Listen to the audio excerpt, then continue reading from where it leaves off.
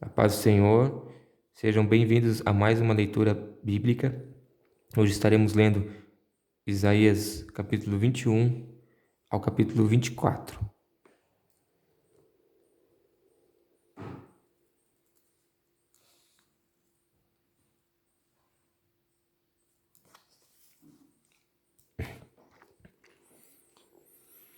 Profecia da queda da Babilônia. Esta é a mensagem contra a Babilônia, o deserto do mar.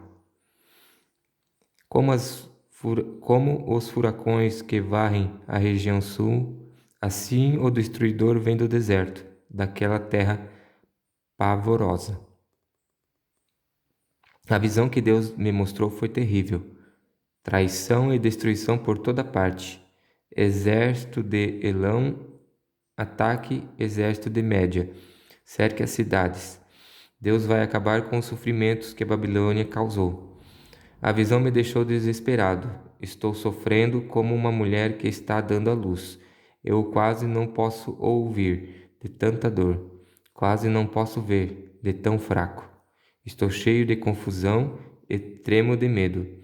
Esperava que a noite me trouxesse alívio, mas ela só me trouxe pavor. Na visão eu vi um banquete preparado na Babilônia.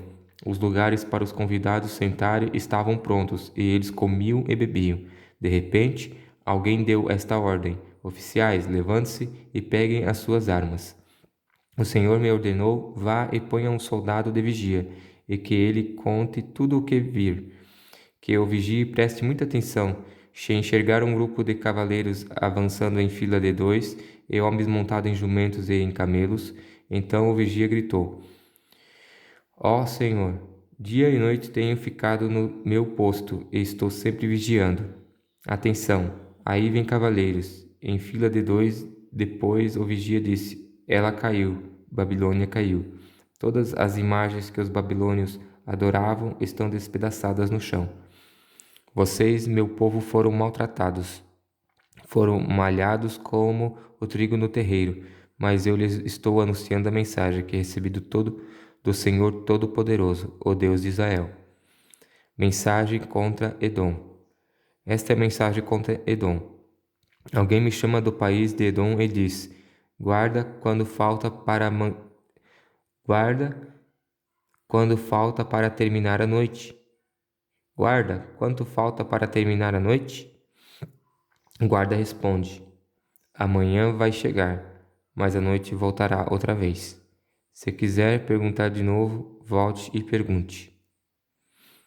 Mensagem contra a Arábia. Esta é a mensagem contra a Arábia. Os fugitivos da tribo de Dan são forçados a acampar no deserto. Moradores de Tebá socorram os dedanitas, dando-lhes águas e comida, pois eles estão fugindo de uma batalha feroz. Tentaram escapar dos seus inimigos, que querem matá-los com as suas espadas, com os seus arcos e flechas. O Senhor me disse: daqui a exatamente 1 ano, a grandeza das tribos de Quedar terá desaparecido. Pouco dos flecheiros valentes de Quedar estarão vivos. Eu, o Senhor, o Deus de Israel, falei. Mensagem contra Jerusalém. Esta é a mensagem a respeito do Vale da Visão. Por que é que vocês estão nos terraços gritando e festejando? Por que a cidade está toda alvoroçada e alegre? Os soldados de Jerusalém que morrem nesta guerra não foram mortos em batalha. Todos os seus oficiais fugiram, e todos presos antes de terem atirado uma só flecha, até os que fugiram para muito longe também foram presos. Por isso eu disse: vão embora, deixe-me chorar amargamente. Não tentem me consolar por causa da desgraça do meu povo, pois o Senhor, o Todo-Poderoso, nos enviou aquele dia, um dia de terror, de confusão e de derrota no Vale da Visão. As muralhas das cidades foram derrubadas, e os gritos dos seus moradores foram ouvidos nas montanhas. Nos seus cavalos e carros de guerra e armados com arcos e flechas, os soldados do país de Elão vieram nos atacar. Os soldados de Kir também vieram com seus escudos. Os vales de Judá estavam cheios de carros de guerra, e cavalaria dos inimigos estava em frente dos portões de Jerusalém. Judá não tinha nenhum meio de se defender. Naquele dia, vocês foram buscar as armas que estavam guardadas no salão da floresta. Examinaram as muralhas para marcar os lugares onde haviam brechas e encheram de água o açude que ficava dentro da cidade. Examinaram as casas de Jerusalém e derrubaram algumas delas, a fim de usar as pedras na reconstrução das muralhas. Entre as suas muralhas, vocês construíram um reservatório para guardar a água que vinha do açude velho. Porém, vocês não deram atenção a Deus, que há muito tempo já havia planejado todas essas coisas. Não confiaram naquele que fez tudo isso acontecer. O Senhor, o Deus Todo-Poderoso, os estava convidando a chorar e se lamentar, a rapar os cabelos e vestir roupas feias de pano, feitas de panos grosseiros em sinal de tristeza. Em vez disso, vocês se divertiram e festejaram, mataram touros e ovelhas, comeram e beberam vinho à vontade. Vocês diziam: comamos e bebamos, porque amanhã morreremos. O Senhor Todo-Poderoso se revelou a mim e me disse: não perdoarei essa maldade que eles fizeram. Todos morrerão sem serem perdoados. Eu, o Senhor, o Deus Todo-Poderoso, falei. Mensagem contra Sebna. O Senhor, o Deus Todo-Poderoso, ordenou que eu fosse falar com Sebna, o administrador do palácio do rei. Ele disse o seguinte: o que é que você está fazendo? Quem disse que você tinha o direito de cavar a sua sepultura na rocha no lugar mais alto do monte? Você é poderoso, mas o Senhor vai agarrá-lo e com toda a força vai jogá-lo longe. Ele vai pegá-lo como quem pega uma bola e vai jogá-la longe, num país enorme. Ali você morrerá perto dos seus carros de guerra, que o enchiam de tanto orgulho, pois você é uma vergonha para o seu patrão, o rei de Judá. O Senhor Deus disse a Sebna: eu vou tirar você da sua alta posição e vou rebaixá-lo. Então chamarei o meu servo Eliaquim, filho de Hilquias. Eu o vestirei com a roupa de administrador. Eu lhe darei o cinto que você usava, e passarei para ele toda a autoridade que você tinha. Eliaquim será como um pai para os moradores de Jerusalém e para o povo de Judá. Darei a eles as chaves do cargo que eles ocuparão. Darei a eles as chaves do cargo que ele ocupará, como o homem mais poderoso do país, logo abaixo do rei. O que ele abrir, ninguém fechará, e o que ele fechar, ninguém abrirá. Eu o afirmarei no seu lugar, como uma estaca que foi fincada firmemente no chão, e toda a sua família se sentirá honrada por causa dele. Mas os seus parentes, desde o mais importante até os mais humildes, vão se tornar uma carga pesada para ele, pois viverão às suas custas. Eles serão como canecas, vasos e jarros pendurados numa estaca. E assim como a estaca quebra com todo esse peso, assim Eliaquim perderá a sua posição, e todos os seus parentes ficarão sem recursos. Eu, o Senhor Todo-Poderoso, falei. Mensagem contra Tiro e Sidom. Esta é a mensagem contra Tiro. Chorem, marinheiros que estão em alto mar, pois a cidade de Tiro está arrasada. Não há nenhuma casa de pé, e o porto foi destruído. Vocês receberam essa notícia na ilha de Chipre. Soltem gemidos de tristeza, vocês moradores do litoral, negociantes de Sidom. Os seus viajantes atravessam o mar, navegam com oceanos imensos.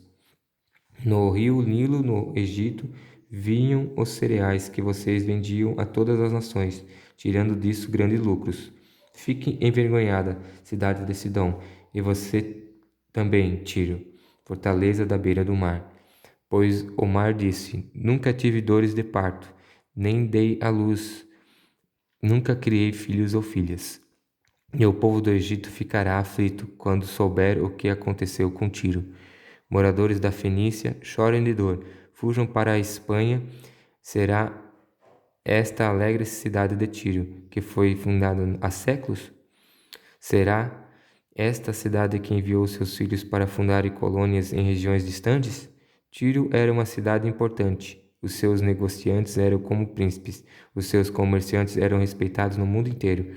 Quem foi que planejou tudo isso contra Tiro? Foi o Senhor Todo-Poderoso que fez esses planos a fim de humilhar os orgulhosos e rebaixar os mais poderosos do mundo. Moradores das colônias que ficam na Espanha, cultivem as suas terras, como se faz nas margens do rio Nilo, pois o porto de vocês já não existe mais. O Senhor levantou a mão para castigar o mar. Ele derrubou reinos e deu ordem para que as fortalezas da Fenícia fossem destruídas. Ele disse a Sidom: pobre cidade, tão perseguida, pare de se divertir. Mesmo que os seus moradores fujam para Chipre, não ficarão seguros. Vejam esta cidade, que agora está arrasada. Foram os babilônios e não os assírios que construíram rampas de ataque em volta dela, destruíram as suas fortalezas e deixaram tudo em ruínas. Chorem, marinheiro que estão em alto mar. A cidade de Tiro foi destruída, e agora vocês não têm um porto seguro. Está chegando o tempo em que Tiro ficará esquecida por 70 anos, que é o tempo de vinda de um rei. Mas depois desses 70 anos, Tiro será como a prostituta daquela canção que diz assim: ó prostituta, esquecida por todos, pegue a harpa e dê voltas pela cidade, toque música bonita e cante as suas canções, para que todos se lembrem de novo de você. Depois desses 70 anos, o Senhor lembrará outra vez da cidade de Tiro, e ela voltará a ser prostituta, vendendo-se a todas as nações do mundo. Mas o dinheiro que ela ganhar com a sua profissão será dedicado a Deus, o Senhor. Ela não poderá ficar com esse dinheiro. Aqueles que adoram o Senhor o usarão para comprar muita comida e roupa fina. O Senhor castigará o mundo.